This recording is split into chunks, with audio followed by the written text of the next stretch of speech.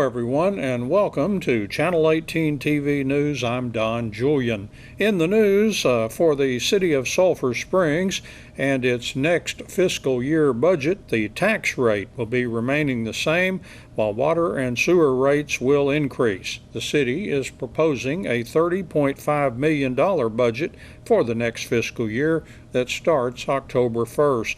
The tax rate will remain at 44 cents per $100 of property valuation.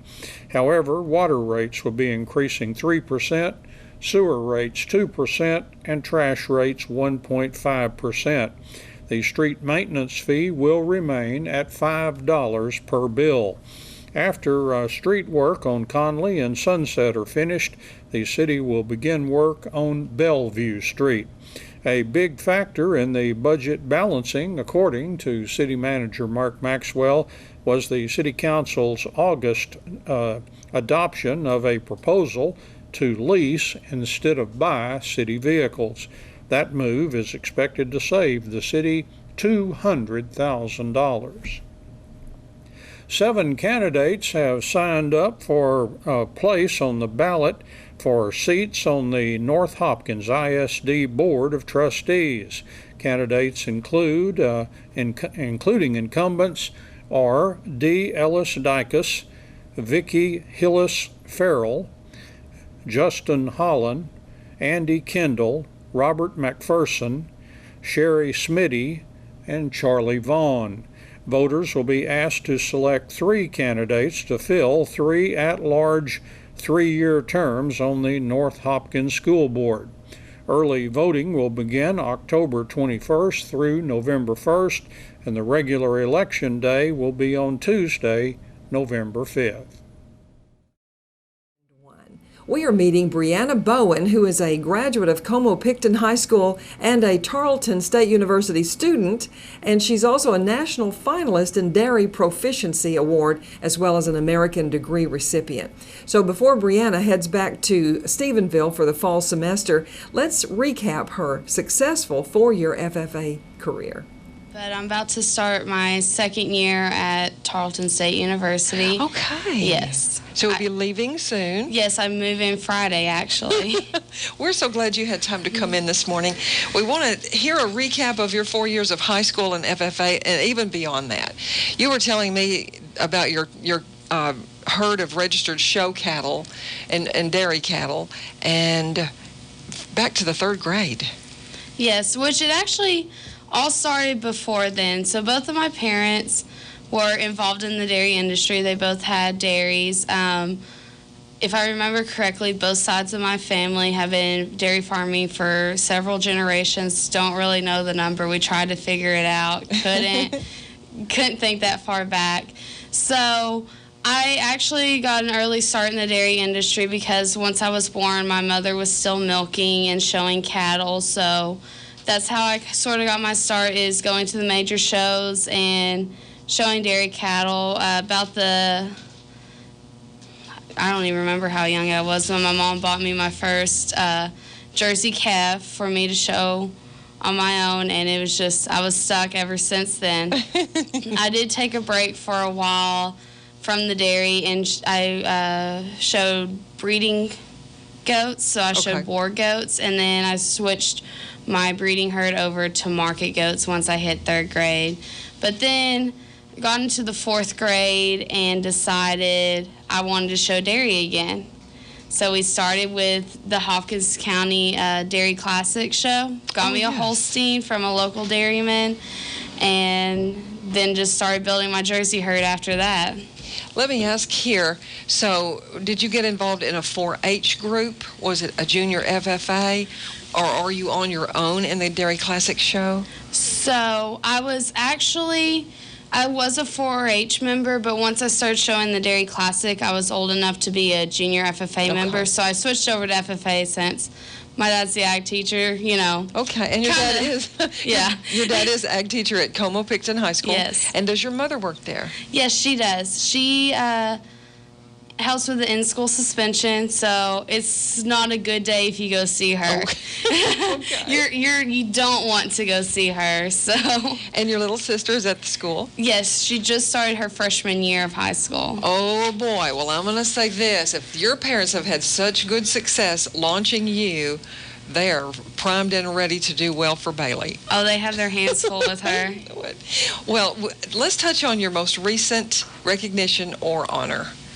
Yes, so I was just awarded as a national finalist in my proficiency, which is dairy production entrepreneurship. And I also applied for my American degree, which I will be receiving this fall also.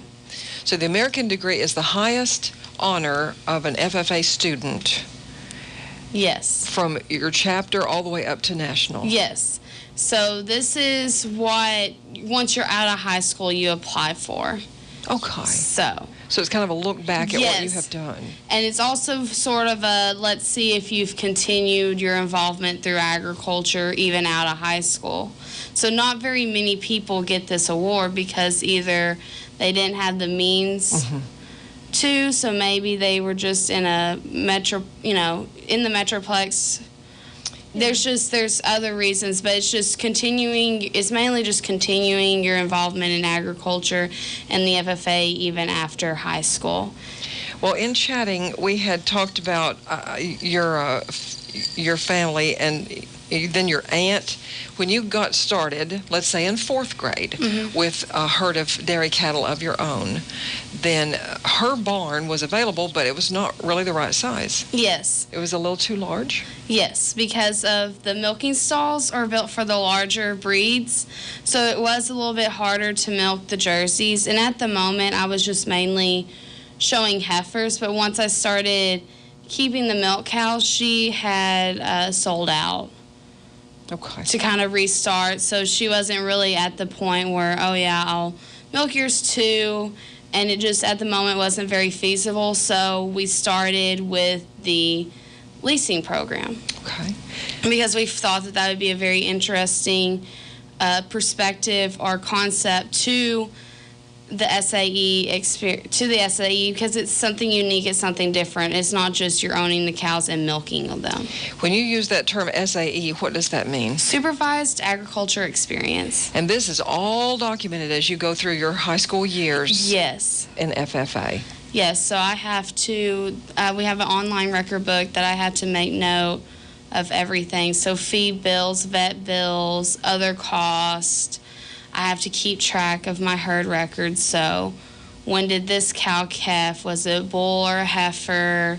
Okay. So you always have to keep track and up to date on everything. Well, record keeping is a very big part of your training in it. So were you doing this back when people just had paper records? Or has it always been online for you? Well, for the FFA, it's always been online. Okay. Yes. Okay. First, second, third, and fourth years of high school have certain areas that you can succeed in. Yes. Sort of a regulated pattern. FFA-wise? Yes. So your first year of FFA as an official FFA member, so that could be your 8th grade or freshman year, depending on what programs your school offers. And after that first year, you receive what they call your green hand degree. Okay. And that is another application or process where they look at your involvement within the chapter and just FFA as a whole. And it goes up each level. So your chapter degree is your 2nd year. Okay. Then your state is your 3rd or 4th year. Or in other cases, it could be your 5th, depending on when. But Okay. you have to have accomplished all of these before you can apply for your American. So you can't just skip through. So you have to have all of these. The American degree, the highest in the FFA, which would include your national involvement, is a lot of people, though, do achieve that. Yes. But not so many on the national proficiency. Yes. And your SAE, though you had many, maybe 8 or 9 different Yes. ones you could use, you selected the dairy. Yes, because that was my main focus. That was the core of my FFA career, is my dairy proficiency, or my dairy SAE.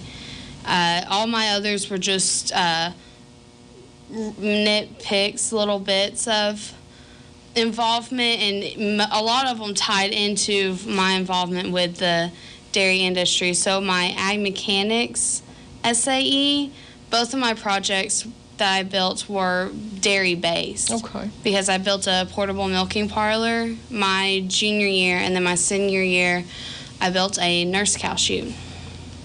Okay. So they were dairy related too. Yes. When you went to this event, I'm looking at our story online, where you, Sydney Neal, Shandon Neal, the ag teacher there, where was that? So that was in Fort Worth at the state FFA convention. Okay. Very exciting time. Yes. You guys looked great. You look great in your uniforms and your jackets, and the way that you present yourself while you're in these other towns. You may not meet the people in person that observe you, but yet you're making an impression on them. Yes. They people always love it when FFA comes to town. And you can nearly always see them in Fort Yes, yes. I don't know what causes that, but Well, so your national proficiency degree, and I may not be saying all of that right, you will receive that, or have you already received that? So with my National Proficiency Award, I am a national finalist, so I'm in the top 4 in the nation. What? Yes. So in the fall, when we go to the National FFA Convention, I will interview to see if I win nationals. Oh my goodness. The So top 4 of yes. the nation. Do you know where the others are situated? One's in Wisconsin, and I believe there's one from Ohio, and I can't remember where the other one's from. So, but they're from kind of big dairying states. So I'm a little worried, but I feel I have a solid application that I think I'll do pretty well. Brianna, I don't see why you need to be worried, but of course it's good to do so. Yes. You just present yourself so well, and it is not, and you're not on, like you're not putting on for, our camera and our station this morning. This is you. Yes. And this is what you want to do as far and going ahead with your education. Yes. So I'm majoring in agriculture communications. And people always ask me, well, what is that? I'm like, well, it's just about anything. So I can work for an ag publication, so write articles for magazines or even design magazines. I can be focused on PR, and that's mainly where I want to focus on is educational programs, promoting the dairy industry, and informing the public of the importance of milk and a healthy diet. And I also want to be the voice for farmers, because a lot of times, especially in today's society, they really don't have a voice and say in a lot of stuff. There's so many people out there telling everyone supposedly what we're doing when they're not actually hearing it from us. So I would love to be able to help them and tell the true story of agriculture. Very viable in even youngsters' lives. And there's some youngsters out there who may not come from a farming family, but this would appeal to them, and that's a lovely thing that 4-H's and FFA offer. Yes. I think you've been lucky to have a family background and get you off on a good start. Yes, they have been very supportive of me. My dad said, I've never told you what you had to do. You just made your mind up yourself, because he believes, you do what you want to do, because there's no forcing someone to do something that they don't want to do. Well, tell the names of your parents. So my father is Michael Bowen, and my mother is Amy Bowen. Okay, all Thank you so much for sharing with us this morning and coming in and, well, sharing your joy and your accomplishments. And don't be a stranger to KSST as you go forward. One of these days we may be hearing some reports from you when you get in your first placement at a job or whatever. Yes, I look forward maybe to that. so. Thank you, Brianna. Thank you. And we have just another minute or so. Once again, to Shanda Neal, who's the ag teacher and FFA advisor at Como-Picton, she made the report about the 9 students who went to state, and Brianna was one of them, but with that specially selected national finalist designation. And we are very proud of you. Thank you again for coming in. Thank you. In sports, the Lady Cats volleyball team lost a road contest at Forney Tuesday evening by the score of 3-0. Score was 16-25, 15-25, and 20-25. The Lady Cats have now lost 2 matches in a row. They also lost in the championship game of a Wills Point tournament to Commerce on Saturday. Lady Cats' season record is now 10-6, and I talked with Lady Cats volleyball coach Bailey Dorner Wednesday morning. They hit the ball well, they passed the ball well, and they were just scrappy. They never let the ball hit the floor.